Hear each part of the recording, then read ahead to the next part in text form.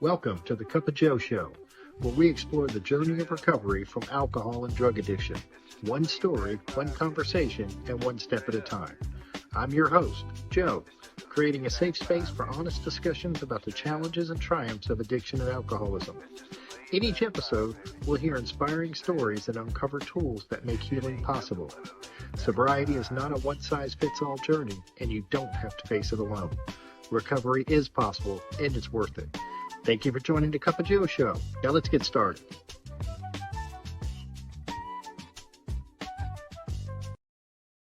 Hey, everybody. Welcome back to the Cup of Joe Show. Really appreciate you joining us today, and I am very grateful to have my next guest, which is my friend Randall K. Randall is originally from Long Island, New York. Wait till you hear his Southern accent. And he's been sober since August 13th, 2020. Randall's life journey has included pit stops in Missouri, Pennsylvania, Georgia, and he now calls Tennessee home. An only child with a self-described complex family situation, Randall found peace and purpose in recovery, where he has learned how to live free from the chaos that once ruled his world. Today, he's building more than just a life in sobriety. He's also building a Jeep Wrangler for future four-wheeling. He shares his home with his loyal pets, Penny the cat and Mako the dog, who keep him grounded and pretty much outnumbered. So grab your coffee, settle in, and let's get into it. How you doing today, Randall? I'm doing pretty good. I'll tell you what, that dog and cat's the only reason why I'm alive most days. I understand. I am telling you. They bring a sense of purpose, I think, and joy, and yeah, they're hard to beat. And when they look at you like, what's wrong with you?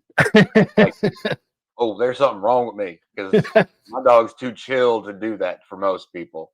Yeah. Oh man. Well, it's good to be here, man. This is fun.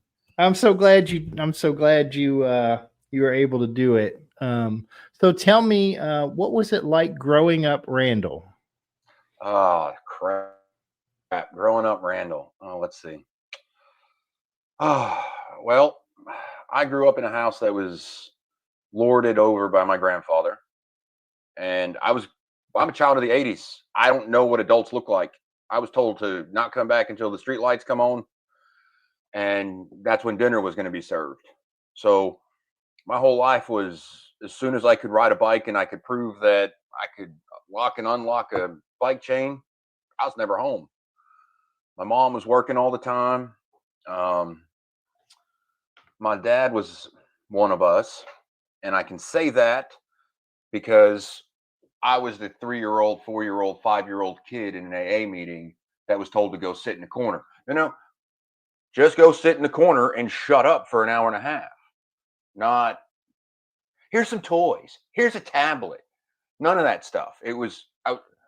So, the big book says that alcoholics create tornadoes. My grandfather may have been one of us, but he never went to a meeting. So it was basically like living with a dry drunk. So it was kind of hard trying to figure out what would make an unhappy man happy. And when I figured out that I wasn't ever going to make that man happy, and my dad was a miserable person sober for a lot of the time I was a child, until he found a few things that brought him happiness. I was not one of those things.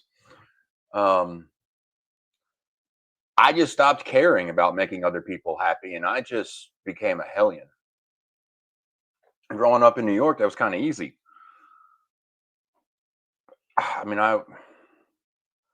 up in New York is different from everywhere else I've lived in. I've lived in a lot of different places, and New York, like I said, I was on a bike, walking. I walked to school. That was still allowed. Every once in a while, and when I was in 4th grade, I got hit by a car and broke my leg, and I had to take a short bus, or I had to be driven to school. But until 6th grade, man, I walked to school every day, and I was with my friends when they did their newspaper routes. So as soon as I was capable of basically moving on my own, I was left to my own devices. And it's not good. That's not good. Idle hands, man. I mean, I've played sports with all my friends, and when I was at home, I was surrounded by adults. I fell into reading books. 8, 9, 10 years old, I'm reading bestsellers on the New York Times list. I'm not reading. I've never read any of the kids' books that were popular in the 80s. Like, I didn't read Nancy Drew, none of that. I was reading Tom Clancy, Michael Crichton. I was learning about world politics, and I was learning about genetics and science, and I was just a devourer of books. I'd read a 500-600-page book in 3 nights, and that became my escape from I can't make adults happy until I got into high school. Then it was girls and partying and trying to figure out how to get the heck out of the house, because I moved to Missouri. I lived in the middle of nowhere. You didn't have a car, you weren't going anywhere. When did you move? Did you graduate high school in New York, or did you move No, before I moved that? to Missouri in the summer of '94. I Okay. remember that because the New York Rangers won the Stanley Cup, and it was the first time since 1940 that they had done that. And like a week later, I got out of school at the end of June. So at the end of June of '94, moved to Missouri, literally moved to the middle of nowhere. My town I went from New York, where I was riding my bike, to a 7-Eleven because it was half a mile down the road, and all you needed was like 89 cents to get a double gulp, which was a milk container full of soda, to Missouri, where it was a 30-minute drive to a town that had a normal size shopping center Walmart, a movie theater, a hotel, and I lived in the town that had Six Flags. So that was where I spent most of my summer. My mom or my stepdad would go and basically buy a handful of passes, and me and my friends would just get dropped off at Six Flags at 9 o'clock in the morning and get picked up somewhere around 7, 8 o'clock at night. So I moved to middle of nowhere. So, middle of nowhere, Missouri. Was drinking drugs, any of that involved? And like, what, Not, I was not there. I mean, I drank in high school a little bit, but because of my father, alcohol was a big deal. My uncle was a biker, and he drank like a fish.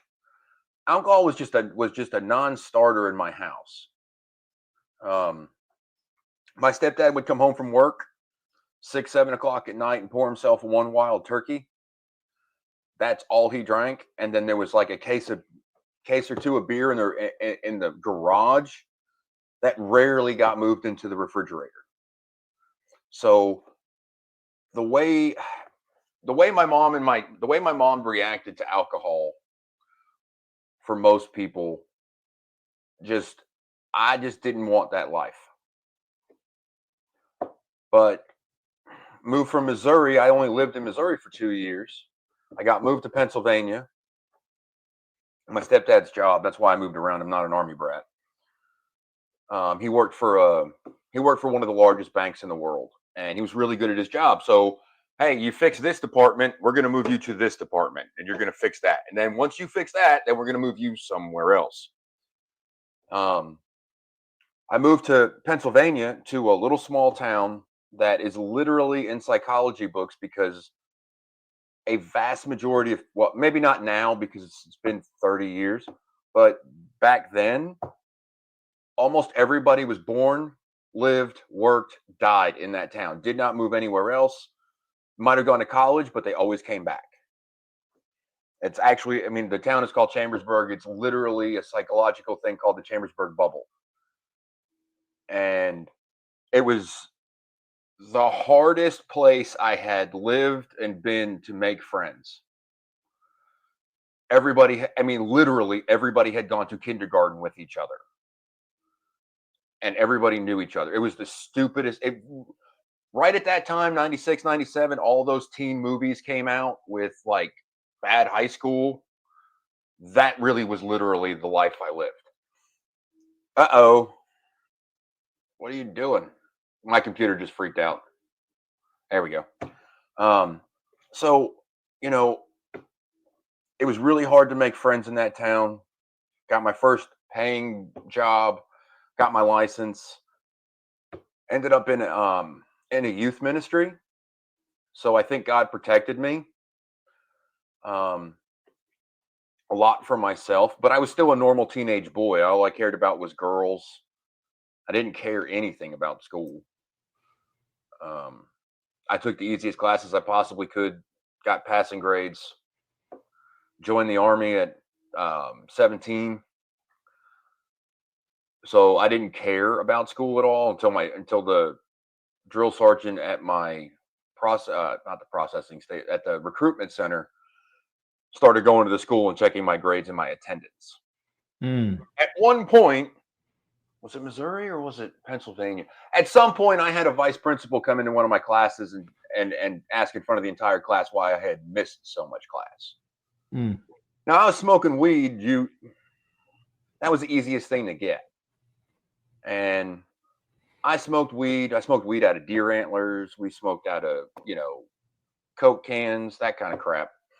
We're kids. Yeah. My friends' older brothers and sisters would buy us cigarettes. But for the most part, I mean, I drank when I would ever get invited to a party or could go to one, but I really wasn't as interested in alcohol then in high school. I was going to this youth ministry. I didn't understand a lot of what was going on. But I tried. I read the Bible, and I put an intellectual spin on all of it. So, like, I could answer your question about something, but I didn't know what living it looked like. And I was around some really good people, and I was lucky. I liked to work. When I got a job in a fast food joint, I liked working. Shipped to basic in June of '98. Ended up medicaling out, and so basically, once I medicaled out, I had zero purpose. And within a year, I lost the sweetest woman in the entire world, my Aunt Mae. This woman literally lived her life as if she was a nun without being in a nunnery. And when she asked you about you, she really wanted to know what you had to say. I've never met anybody as engaged in what you are doing since her. And then a year later, my dad passed away from alcoholism.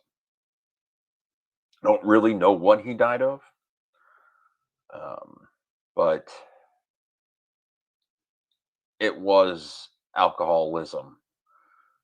Whatever he had, he never didn't do anything about it that I know of to treat whatever it was, and succumbed to the horrible death that we all don't want to have. So I was kind of aimless, and right around that time is when George Bush came into office and was like, "Hey, I'm going to give you a check for $300," and in 2000, $300 was like $1,000 today. And I basically bummed around the country. I ended up taking a girl to Nebraska to get back to her family. I moved to Atlanta by this point, and I wasn't doing anything, so I ended up making it all the way out to Portland, Oregon, ditching my truck and trying to hitchhike back. That was super fun. And this is without drugs and alcohol. This is how messed up a person I was at this point in life. I ended up making it from Portland, Oregon to Boise, Idaho, which is like about 400 or 500 miles. And it's not like the most populated area in the country. I made it in a day and a half. People are so nice, or used to be. I ended up getting hooked up with a guy when I made it to Boise who was a scam artist. And, nobody wants to sleep underneath a bridge. Nobody wants to be sticking their thumb out, really. So I got involved in the scam, and and this is when my alcoholism started, really. This is when drinking it's what I did every night. Go break the law for a little while. I was passing fake checks. All it took was just we didn't even have laptops really at that point, but it was just haul a little computer into a motel room, print out a check from a local business, have what you needed. Hopefully, Catch Me If You Can, basically, with Leonardo DiCaprio. And every night, I was basically had a paycheck in my pocket every night. So all we did was just go to local bars. And I learned how to sit in a bar and I learned how to drink. Eventually we were caught. I did about 2 years and moved back to Atlanta. And I'm like, I just lost 2 years of my life sitting in a cell. So I got a job. And as soon as my parents moved to Tennessee for their retirement, I went and lived in the bar. And I just had the ability to get up every day and go to work. No matter how bad the hangover, no matter how late the night, I could get up and I could go to work the next day. And I did that from 23 to 40. And, this whole time, I'm a pretty intelligent person, but when you have a New York attitude and everybody, I always felt like I was in a fight with whoever I was talking to. That doesn't lead to a whole lot of intimate, close, personal friends that you can open yourself up to and you can talk about what you're actually thinking and feeling. I was just angry all the time. And sitting in a bar, shooting pool, hitting on women, trying to go shot for shot with men that outweighed me by 150 pounds. Like, it was a goal. Like, one of my goals in life was to be able to drink like all the people that I was hanging out with because they were so much bigger than I was, and it seemed like they could just pound alcohol. And I worked as a bar back to be able to afford it. I'm making like $7 an hour, trying and acting like I make 30. And that's really most of my drinking is just going to my local watering hole every single day, every single night. If you sent me an American Express gift card, I was calling the bar to see if they took American Express. And if they said no, I wasn't going to that bar that night. I was going to the bar that answered the phone that said, "Yep, we take American Express." Yeah. I did that one year. So desperate. I was so desperate. That's why I laugh when I'm somewhere and nobody has a sobriety date in January when I'm sitting in a meeting, but February comes around. First thing that goes into my head is they ran out of gift cards, right? Me. Yeah, like that makes so much sense to me because if you sent me anything, that's every dollar. Every dollar went to what can I drink and what can I put up my nose. Was there any time during this that you recognized maybe I have a problem? Did you ever? Every presidential election year, I got a DUI in 2004, 2008, 2012, 2016.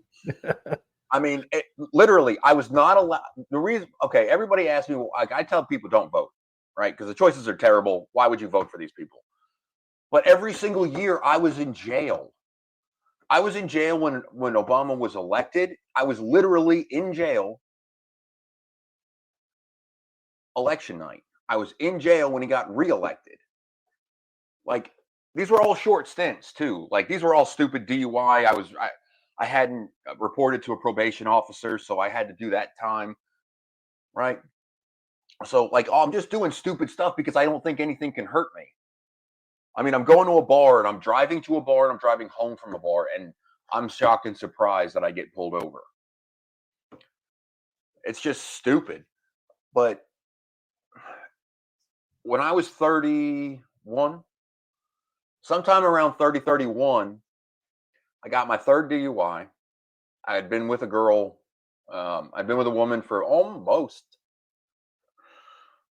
8 years, just about, something like that.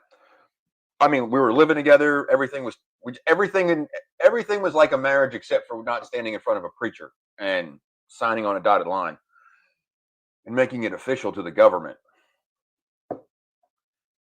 And I got a DUI, and that was the first moment where I was like, okay, what is wrong with me? All those rednecks and big giant guys that I was drinking with, out of the 7 or 8 of us, only 1 or 2 of them had a DUI. I was the only one with a DUI. I know that.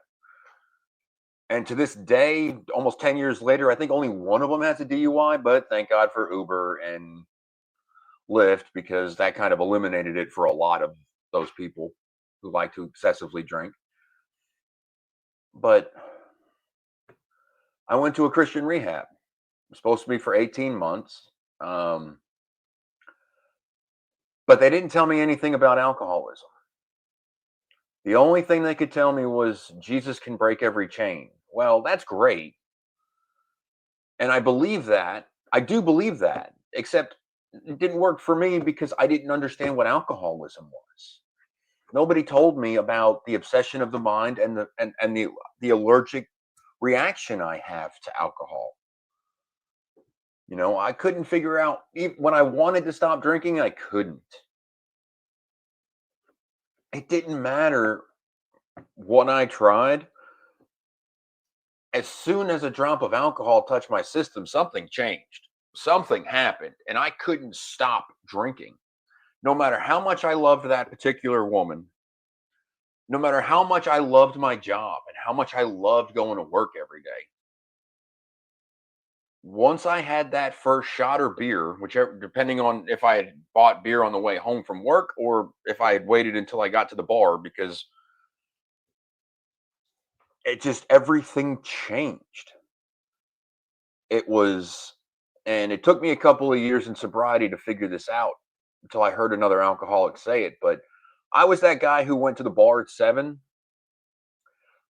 swore up and down I'd have a handful of beers, and I'd be out by 9. Well, my friends, I had 7 o'clock friends, I had 9 o'clock friends, I had 10 o'clock friends, I had midnight friends, and then I had the holy shit, the lights are on friends at 2 o'clock in the morning. But they're not really friends. Everybody's just trying to, depending on where I was drinking, almost everybody either walked home or, was smart enough to pile it all in, so at least only one person would get busted out of like 10. I was an idiot who loved to put his keys in his vehicle and go driving. I loved that. I loved being drunk and driving. Yeah. So We have that in common for sure. going to a Christian rehab, I'm like, okay, there's a problem. There's a problem here. I left that place in month 9 out of the 18. I did what I always do. I did it in prison. I did it in high school. I was a really good chameleon. You give me a set of rules, you tell me what the parameters are, and I will do everything to stay inside of those boundaries. As long as alcohol isn't concerned, I can do that. I can follow orders. You ask me to jump, I'll ask how high. I don't mind that. It's your dime usually, and all I want to do is get a piece of it so I can go drinking later. But I never had alcoholism explained to me in any way, shape, or form. People talked about drug use, people talked about their alcohol use, and then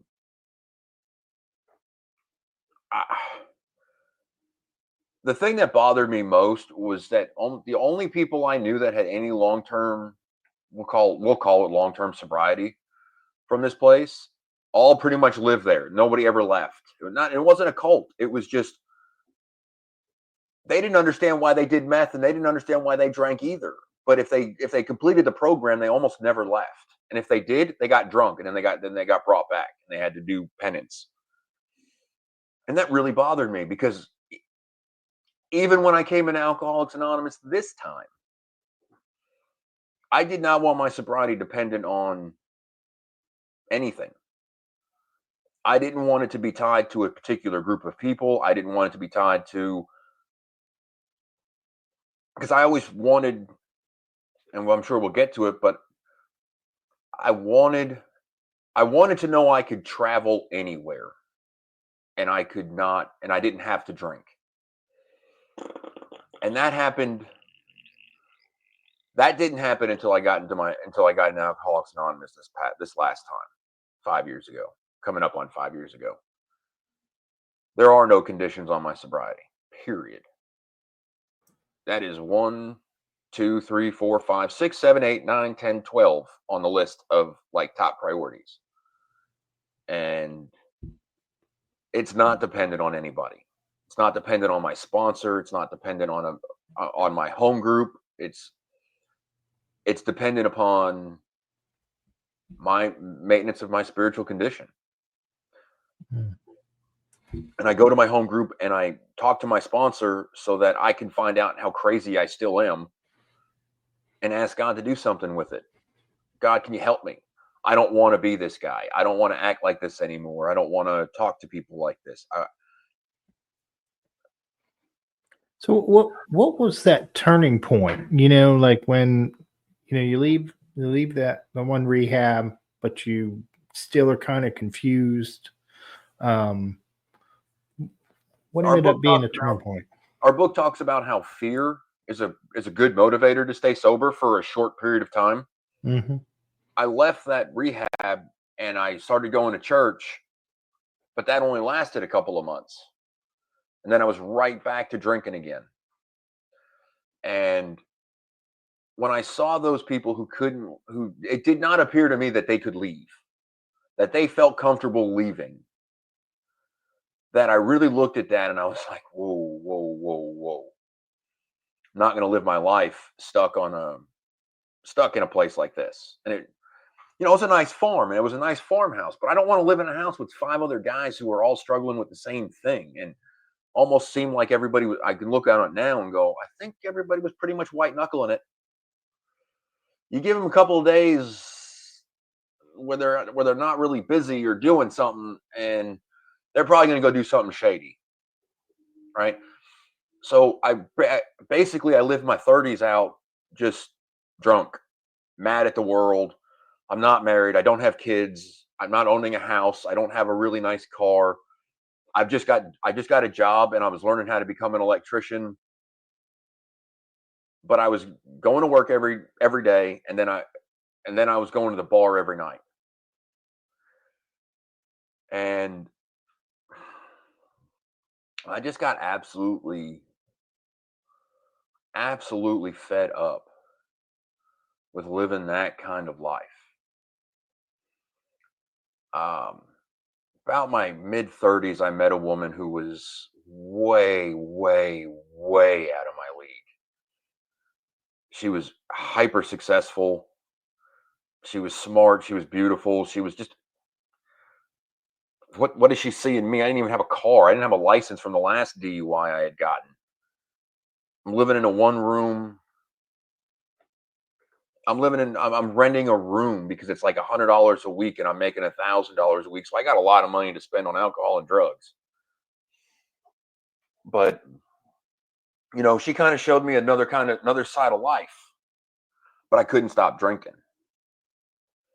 And it progressively got worse. And of course I lost that relationship. Gave it away. I didn't lose it. I gave it away because I chose alcohol like I did every other time. I chose alcohol over anything. By the time I make it to Knoxville, I mean, the fact that I'm still breathing is probably a medical miracle. I didn't want to be alive anymore. I just absolutely did not.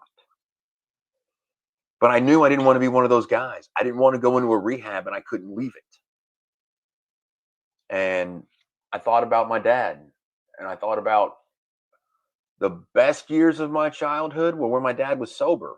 Even if he wasn't the funnest guy to be around, and even if he wasn't the nicest guy, for about 5 or 6 years of time, he put 5 or 6 years together at least that I know of, and it was from Alcoholics Anonymous. So when I just around the time I turned 40, I just I didn't want to live this way anymore. I did not want to live. I was working here, living at my parents' house. That's great at 40. I have nothing to show for anything that I have done, and I'm a good worker. I'm a pretty good electrician. I understand how it works. I've done a lot of work in industrial, commercial, residential, and service work. I've done a lot of stuff, but I got nothing to show for it. Not a bit. And I'm working for a company, and that was one of the few electrical jobs I've ever had in my life where I showed up at 7 and I left at 3 every day. And I was calling home being like, I'm not going to make it home for dinner. It's going to be a late night and I'm at the bar. Couldn't do it every night, but then I would just eventually, it's not about controlling it. Just eventually I would just be so blitzed. How could you not know I was drunk? And just reached a point where I didn't have any ideas left. Couldn't stop drinking, didn't want to drink anymore. And I walked into the rooms of Alcoholics Anonymous. And the people there talked to me like a person. They seemed to genuinely have something I wanted. And it sounds so cliche, but some of the stories you can hear in the rooms, and then you see the genuine smile. But that smile that goes from your mouth to your eyes. That's what I saw in more than enough people in the room that I was going to. There were some people, it's not just that they had horror stories, it's they had a horror story. They could tell you what they did, and then they could smile and laugh about it, and it was the most genuine thing I had seen. And of course, I think everything's going great. I got a good sponsor. I'm doing the steps, and I'm getting drugged to quarter assemblies, and I'm doing the thing. And then there's a pretty girl who's just about 15 years younger than me and just is absolutely stunning. She can't stay sober for more than 60 days. I survived maybe 2 of her relapses before it just, fuck it, I want to drink. Am I allowed to cuss? I wanted to drink. And then it became a game of how I'll be drunk, and then I'll hang around the program. I'd moved into Knoxville at this point, and just this was during COVID too. So the outdoor meeting at Park 40 at 5:30. If I could make it once or twice there, I was trying to stay sober, and I wasn't counting days, because if you count days, it's bad. So I was counting months. I'm like, I didn't have a drink in March. By the middle of April, I've had a drink, so got to start over again. And eventually, the conflict inside of me got to be too much, and I was arrested again, but this time it wasn't for a DUI, it was for domestic violence. And that is a line I never thought I would cross. That was one of those, Okay. Going home with the not so pretty girl, not so skinny girl, or,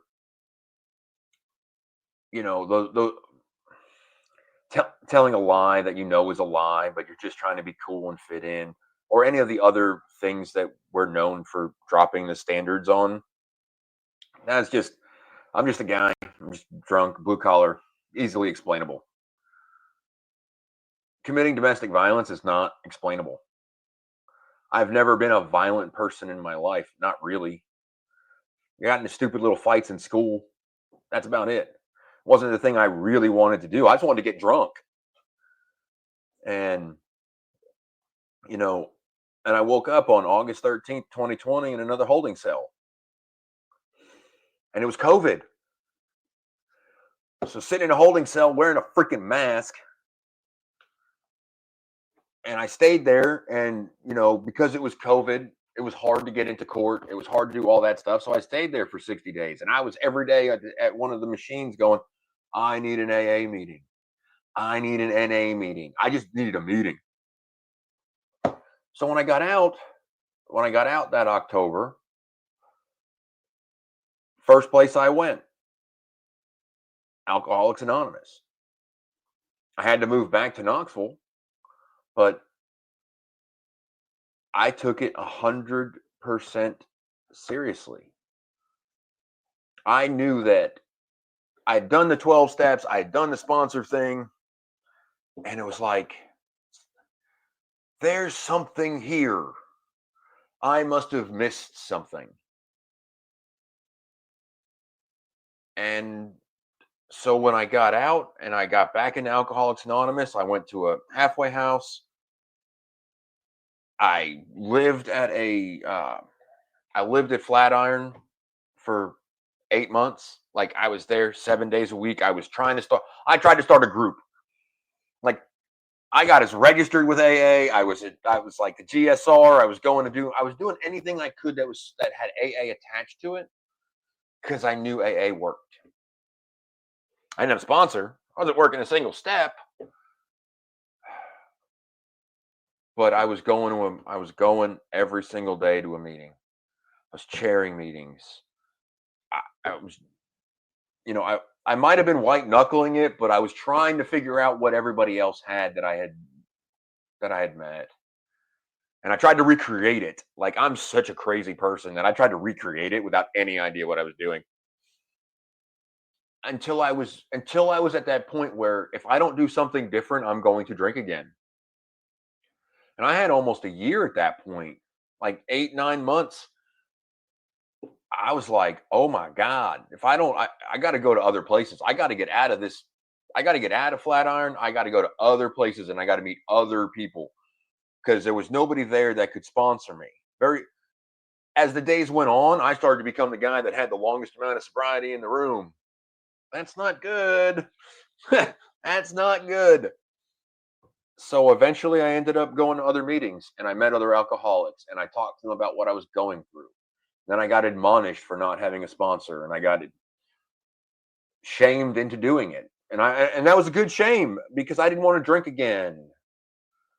But if I had kept going the way I was going, I would have eventually. Because I'm an alcoholic.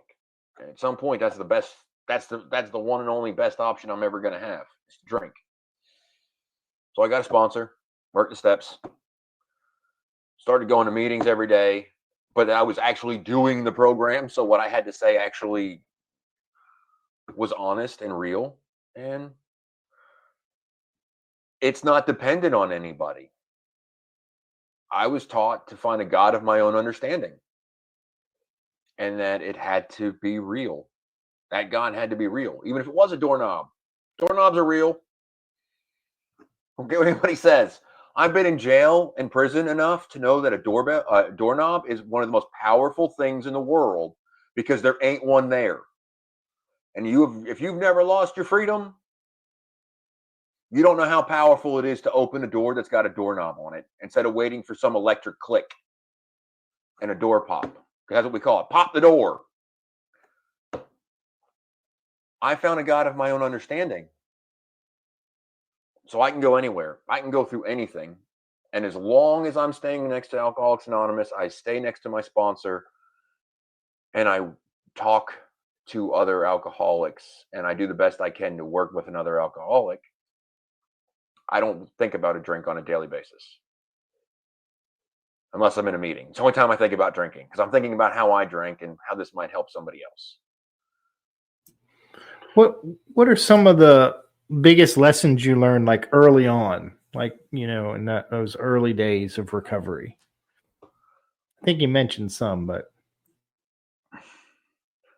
Learning how big of a liar I really was. How big a liar I really was. And I would lie about things that did not need to be lied about. Like, nobody cares about you, bro. Like, nobody cares. You're just making yourself look big. And finding that out made it a lot easier to be honest about all the stuff that actually does matter. Right. So, the earliest thing that I had to learn was I'm a liar and I don't want to be a liar. And how do you do that? Well, you just do your best to tell as much of the truth as you can possibly tell. And if you don't want to say something, unless it's inappropriate or really not for that particular person's ears, you probably need to say that thing. I found out, I guess I would say this. Probably the most important thing that's still important to today. I'm delusional. I need other people. And there's a phrase that I use a lot that I'm just drawing a blank on, of course, because it's not one of our cliches, but it could be a cliche.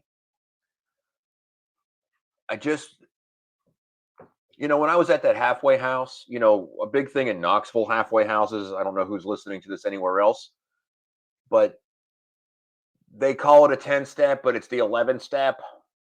And they ask you, what can you add to the stream of life? I asked God for the first 8 months, even though I didn't have a sponsor and I didn't work a single step, not intentionally anyway. I asked God to make me a man of integrity. And for me, the definition of integrity was doing the right thing when nobody's looking. So I did as much as I could to do the right thing. And the only thing I knew to do was whatever was in front of me. And I learned how to do it even though I was fearful. And a lot of things, I found out that I'm delusional. I was making mountains out of molehills. And I still carry that lesson everywhere I go. That if I'm afraid of something, I'm making a mountain out of a molehill. And I can be honest with myself about that. There's no shame. Dude, I'm an alcoholic. I'm just delusional. I don't see the world correctly. What can I do about this? Oh, that's right. I can pray, ask God to help me to be an honest person. I can ask God to help me get through the fear. And if I don't feel any better, I can call my sponsor. I can go visit my sponsor. I can go to a meeting. I can listen to somebody who's only got 24 hours and go, holy shit, I'm not like that anymore. I'm marginally better. Not better. I'm just marginally better. Or I can go talk to somebody who's got 40 years and they can just go, hey kid, it's all right. Keep praying about it. Make sure you talk to your sponsor about this either the next time you see him or the next time he answers the phone, and keep coming back tomorrow. Keep coming back. Man, if you just keep coming back, yeah, don't drink and keep coming back, eventually some of it makes sense. And then when you try some of it, like one great saying that God starts as an experiment and ends up becoming an experience. is about one of the truest things that I've heard in Alcoholics Anonymous. What have you got to lose? You know, most of us come into the rooms, we are definitely not on a winning streak. We are barely holding on to living. You know, we're losing our job, we're losing our wife and kids, we're losing our sanity, like legitimately losing our sanity. Mm-hmm. What is the worst thing that's going to happen by believing in something that you can't see, feel, taste, or touch? Everything that you can see, feel, taste, and touch is destroying you. And I had to figure that out. Like, it's okay. I didn't ask God for much. I just asked that He would keep me sober.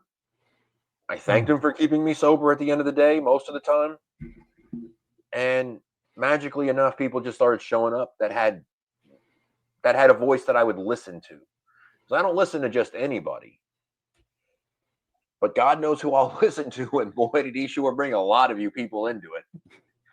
I mean, it's ridiculous.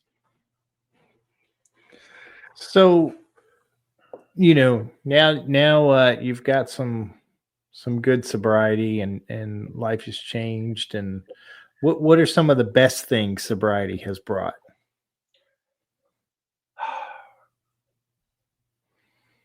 For me, the best thing is the wow moments. Like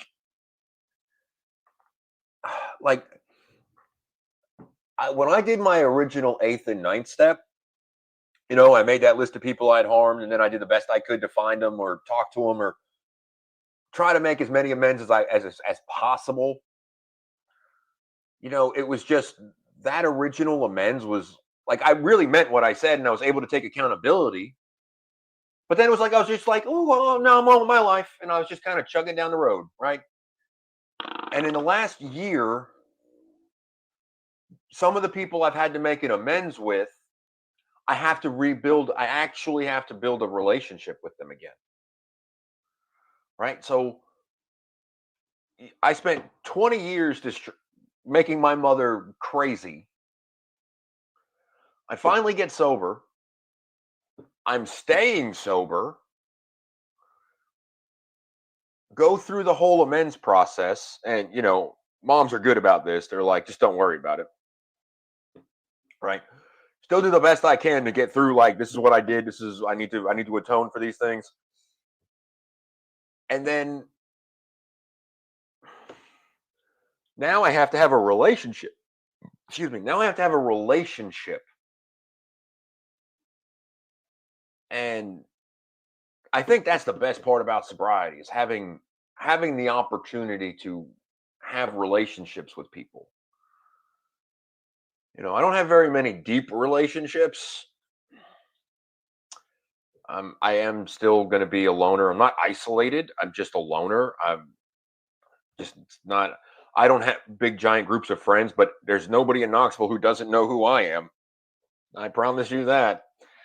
Right? Because I put myself out there. I'm not afraid of that. I tell the truth as best as I see it. I try to couch it in love as more often than not. I'm the guy that you send to when this is this person's last chance. I'm the one that's going to tell them the hardest part of the truth. Because I don't want you to die. And too many people want to be kind. And kind is helping you live, not sparing your feelings. So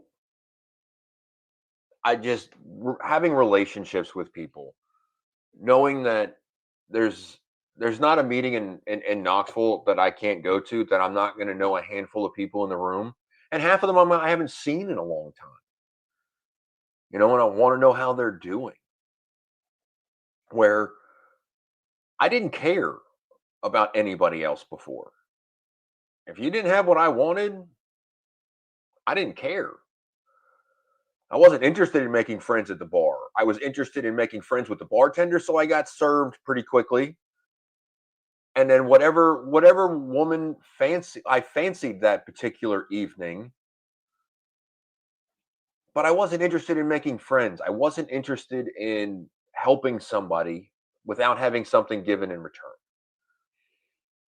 And today don't want anything in return other than I want you to stay sober. And if me showing up or me answering the phone or responding to a text message or a Facebook Messenger might help you for the next 20 minutes to 24 hours, I'm there, bro.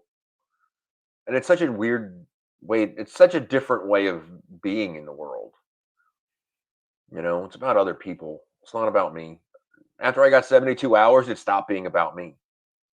It has to.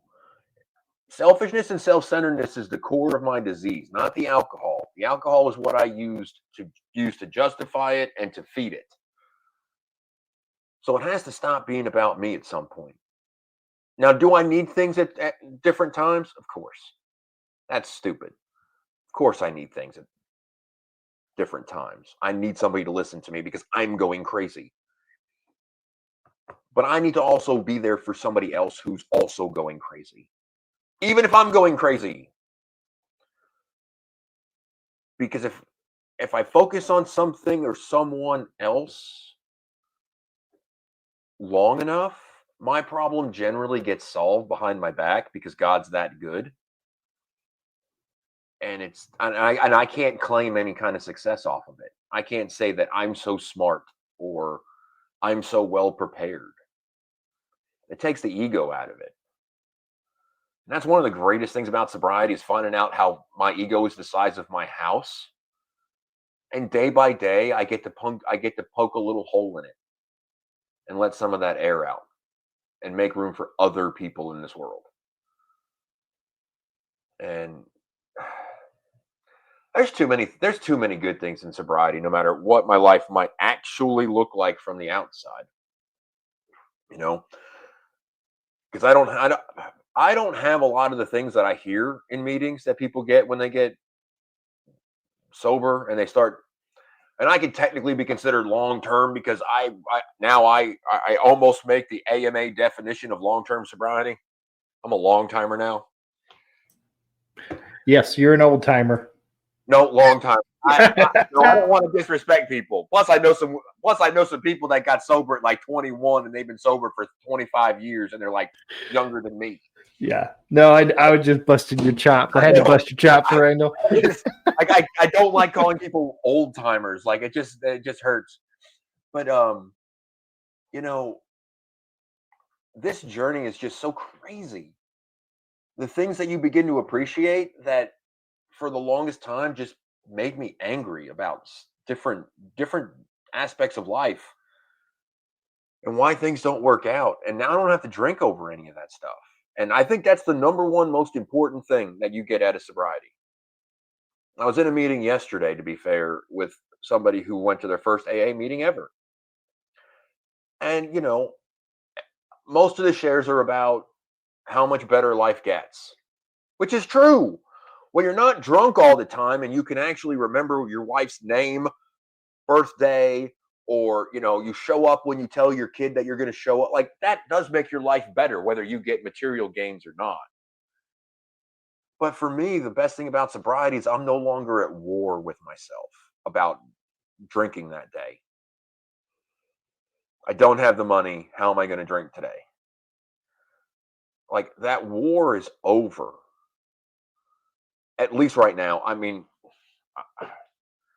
I just know that if I do the thing I'm supposed to do on a relatively regular basis, as best as I can on a daily, I don't have that war inside of me. I might have a war about should I do this or should I do that, but then I can apply the program and just stop, don't do anything for a little while and let God work it out. I can't do that with drinking. If I want to start drinking, I'll start drinking. So not having that war, because it doesn't even come up. Doesn't come up as even a part of the solution. It's never to go to the bar. It's never to go to the gas station and get a six pack. It's never stop at the liquor store. No matter what. And I've had some pretty hard doctor's office visits. I've had some breakups in sobriety. I've had some painful things happen. And not one time did thinking about stopping at a gas station, liquor store, or at a bar ever cross my mind. Because the program did what it said it would do. it would solve our common problem. And the only common problem I know of in the people of Alcoholics Anonymous is that we all have a drinking problem. Not all of us have marriage problems. Not all of us have kid problems. Not all of us have job problems. Not all of us have car problems. But we all suffer from a disease. Well said, sir. Well said. You know, I can still be crazy as long as I'm not drunk. we all That's can. what matters. That's what matters. I have a chance if I don't drink. Even if it's just a slim chance, I have a chance. Yeah. As long as I don't drink. Yep. I don't need to overcomplicate it. As long as I don't have a drink today, I'm good. You know, I just don't need to overcomplicate it and compare myself to anything else in the world other than what I used to be. And what I used to be was a nightmare. Well, you're not a nightmare today, and that's a pretty cool I'm just thing. a nightmare in different ways. I'm just too smart for my own damn good. That ain't never going away. And I got that New York in me that I just have to tell you. Like, I wish I could stop that, but I can't. I have been asking God consistently, and that is just a character defect that is way ingrained in me. I like that you have a New York attitude with a Southern accent. Man, you couldn't pay me. So, what would you say to someone who may be struggling today and feeling hopeless? What would be your message for them? I say go to a meeting. Listen to somebody else who's hopeless. You'll probably hear a story that's worse than you. Yeah. I'd say go to a meeting. If you don't have a sponsor, go to a meeting. The best thing you can do is be around people that are just like you, that are trying to get better. You know, going to a bar isn't going to solve that problem for any length of time at all. But going to a meeting will help. You know, pick up the 10,000-pound phone.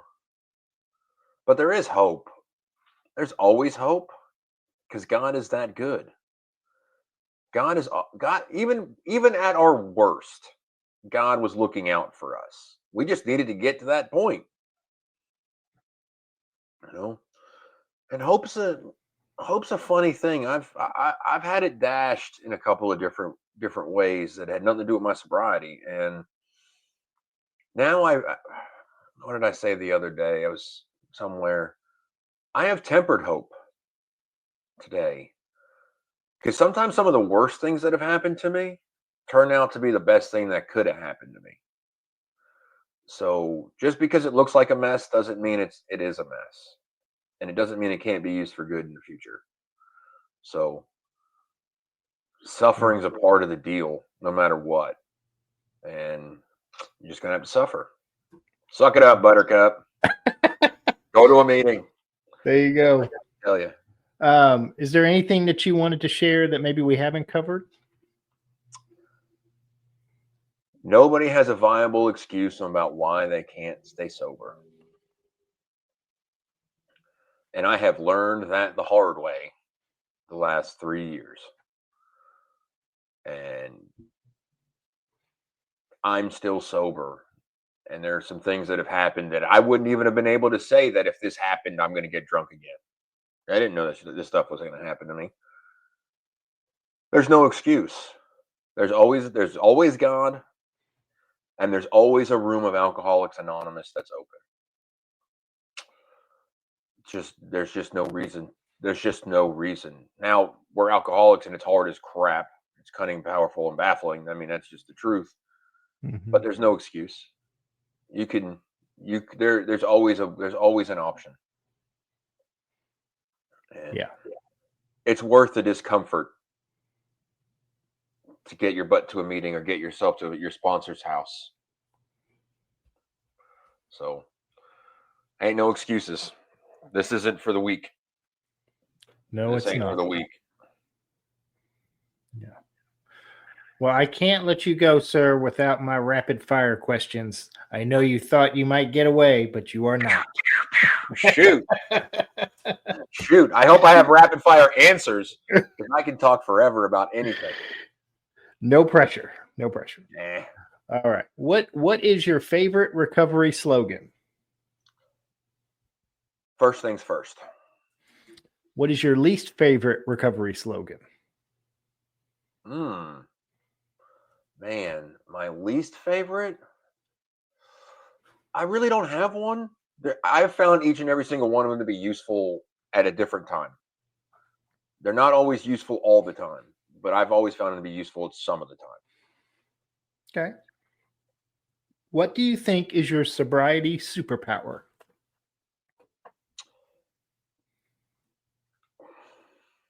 Being able to tell the truth without hurting somebody's feelings intentionally. I just don't want to hurt somebody. I don't hurt people's feelings. By the time they get to me, they're on their last hurrah. So I think that's my superpower. It's a good one. What song do you play to lift your spirits when you need a boost? Ooh. Metallica, Wherever We May Roam. If you could grant yourself one wish to help with your recovery, what would it be?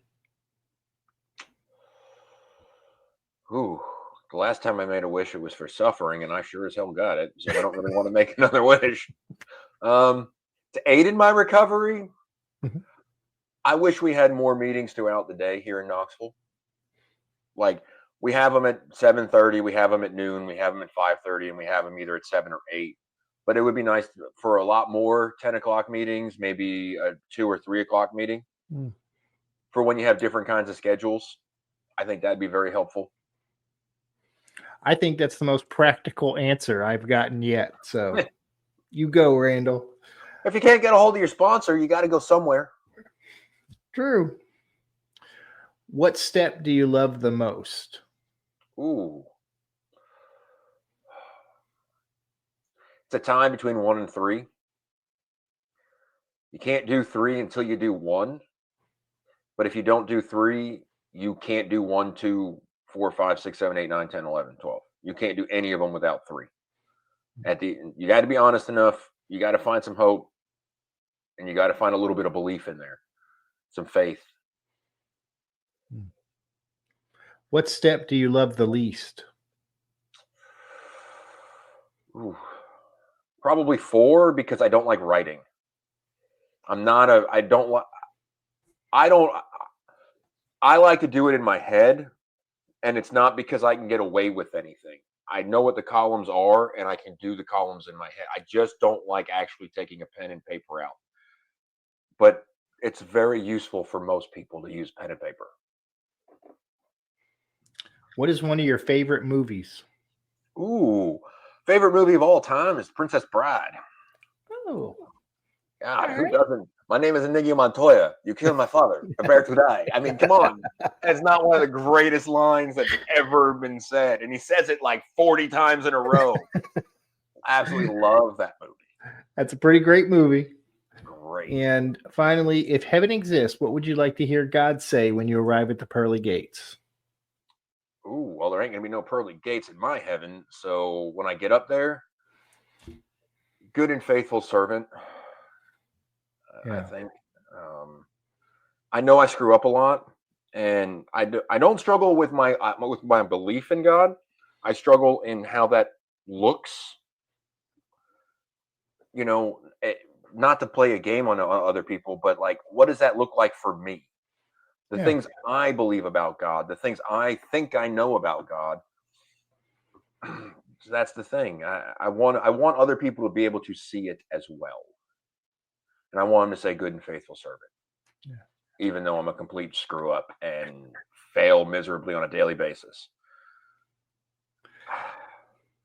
I think you're pretty successful during this hour we spent together, and I really appreciate you, man. I hope so. Because God's the only thing that's ever going to come between me and anything terrible. Because I just don't have the ability to stop myself. And, you know. Well God said, brother. God is just God. Thank you. Well, thank you, brother. Thank you so much for sharing your hope, your experience. I know that it's going to help somebody out there. I hope so. I mean, I really do. I hope I can help somebody for 24 hours, man. That is my only goal in this world, is to help somebody for 24 hours. Because I hope they meet somebody smarter or better or more knowledgeable about what they're going through within a day of talking to me. That's what I really hope, because that helped me so much. Just make it the next 24 hours. Go to a meeting, listen to somebody, talk to my sponsor. 24 hours is the best I got. That's all we all got. So, thank you, man. So a new episode is released every Thursday at noon. You can listen to the show on your favorite podcast apps: Apple Podcasts, Podbean, Spotify, YouTube, others. Just search for The Cup of Joe Show. Don't forget the "the." Please follow, like, subscribe, and share, because someone out there needs to hear this today. Thank you, everybody. Thank you. It's just a laid-back vibe, baby. We hope you enjoyed today's Experience, Strength, and Hope.